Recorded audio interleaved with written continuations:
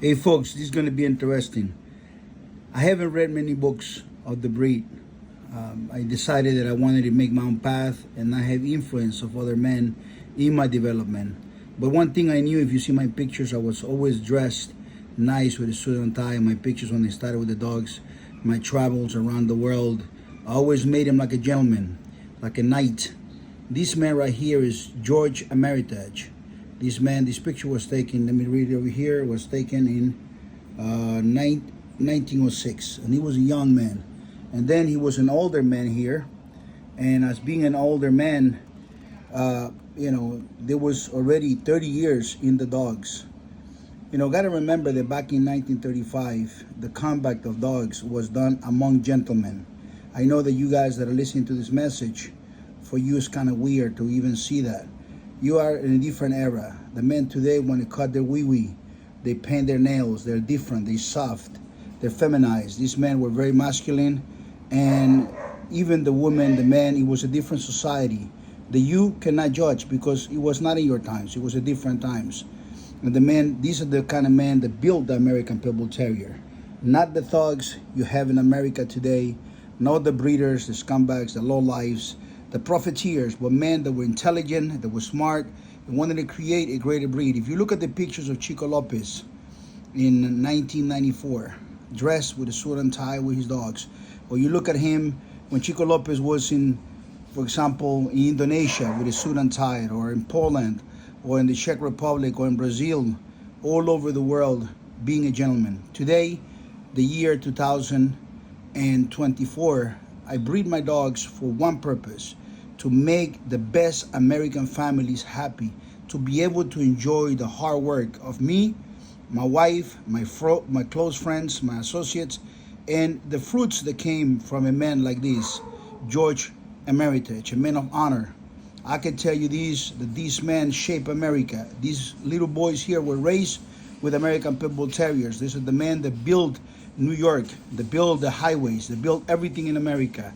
The great men that built the American Pit Bull Terrier, the foundation of it.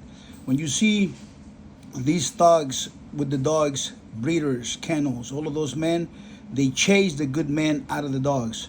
And the grandkids of these men here today, what they do, they have a Labrador, they have a retriever, because they were chased out by the thugs. And when I say thugs, a lot of people come and say, oh, because you're talking about blacks. No, I'm not talking about blacks. You're not that special. I'm talking about all criminals of all different races, Hispanics, whites, blacks, Chinese, whatever it might be. It's about culture. The culture of this man was a culture of honor. And that's what the American Pit Bull Terrier was based on. That's what I'm working on. Honor, honorable people. This is the kind of men that I'm looking today as clients for my dogs, so they can enjoy the fruit of our hard work through all these years, everything that we have done to make a better dog, to make a better pet, to make a dog that is friendly, that's kind with children, between 35, 40 pounds to about 50 pounds, 60, not conditioned, something like this. The real American Pit Bull Terrier, the greatest dog that ever lived.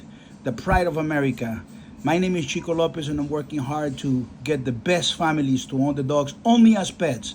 I reject all dog fighters, all scumbags, all lowlifes in America. It might sound a little bit confusing to some of you, because these men here, and men that were out of the United States, they used to fight dogs. But it was a purpose to create a better breed, to create a better dog, because they told you that those fighting dogs were actually bad for the breed. But those people that told you don't know nothing about the breed.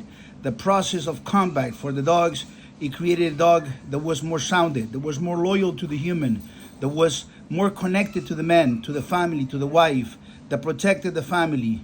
Those dogs that were not in the process, they didn't have the qualities of these dogs.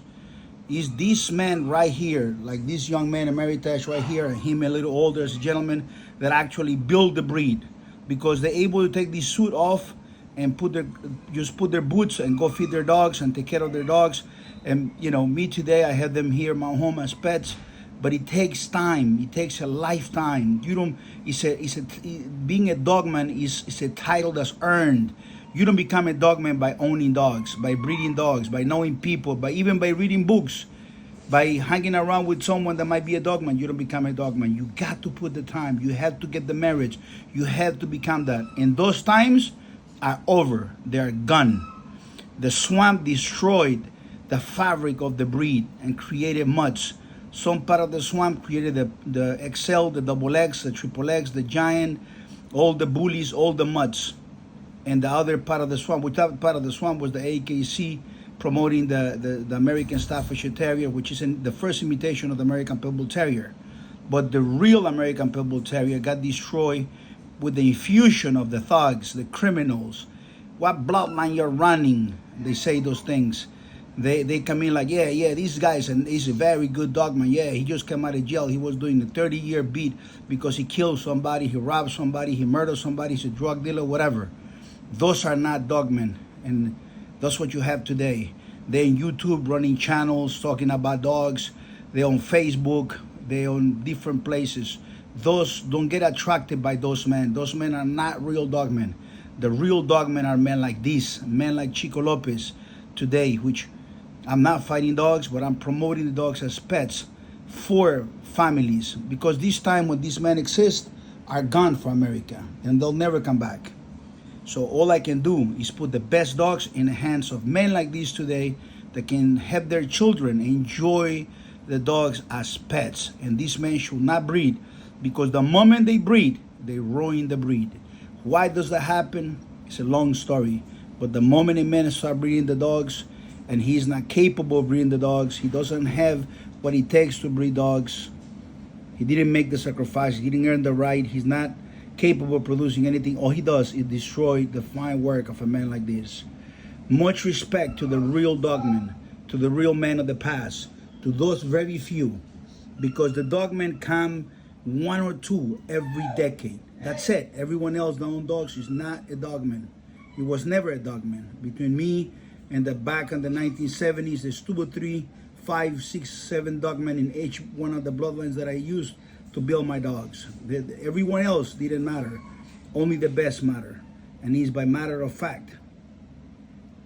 Love the breed. Respect the breed. And if you get into dogs today, stay away from the swamp, stay away from dog fighting, stay away from crime. Study Chico Lopez and how can you become the greatest owner of the best dogs in the world. My website is therealpitbull.com, 123pitbulls.com, and I promote great ownership, responsible owners of the greatest American Pit Bull Terriers today. I'm against dog fighters and breeders, all at large. Thank you very much for watching this video. Drop a comment if you find value to this video and you like more videos like this. Subscribe to the channel. Thank you.